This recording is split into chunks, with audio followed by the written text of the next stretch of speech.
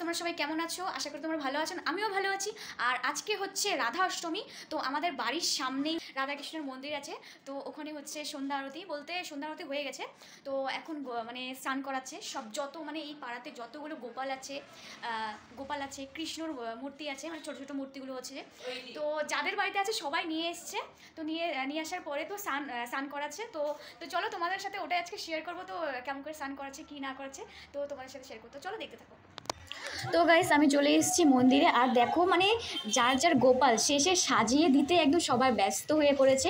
আর আমি একটু লেট করে ফেলেছি, কারণ হচ্ছে আমি বুঝতে পারিনি যে স্নান করাচ্ছে। তো আমাকে মা বললো, তার জন্য আমি ঝটপট করে মোবাইল নিয়ে চলে এসেছি। আর এটা দেখো রাধাকৃষ্ণর যে দোলনাটা, খুব সুন্দর লাগছে, খুব সুন্দরভাবে সাজিয়েছে, এখানে দোলনাটা রেখেছে। আর এইটা হচ্ছে মেন যে রাধাকৃষ্ণের মন্দির, সেখানকার ঠাকুর। আর এই দেখো কি কিউট কিউট গোপাল, এদের প্রথমে স্নান করানো হয়ে গেছিলো, জন্য সাজানোও হয়ে গেছে এদেরকে। তো এরা এখন যাচ্ছে মন্দিরের ভেতর। আর এখানে স্নান করিয়েছিল এই গোলাপ পদ্ম দিয়ে সাজিয়েছিল জলটাকে, মানে দিয়েছিল জলটার মধ্যে, ওটা দিয়ে স্নান করেছে। আর এইটা দেখো রাধা, কি সুন্দর লাগছে। আর এই বম্মাটার রাধাকে হচ্ছে খুব সুন্দর করে সাজিয়ে দিচ্ছিল। আর কি সুন্দর জামাটা দেখতে পাচ্ছ তোমরা সবাই। আর এখানে যাদের যাদের নিজস্ব যে বাড়ি থেকে নিয়ে এসেছিলো গোপাল, তো সবাই তাদের গোপাল নিয়ে ব্যস্ত হয়ে পড়েছে। আর এখানে দেখো কত সুন্দর করে সাজিয়ে দিচ্ছে, চুলটা লাগিয়ে দিচ্ছে, জামা পরিয়ে দিচ্ছে, আর রং বেরঙের জামা দেখতে পাচ্ছ।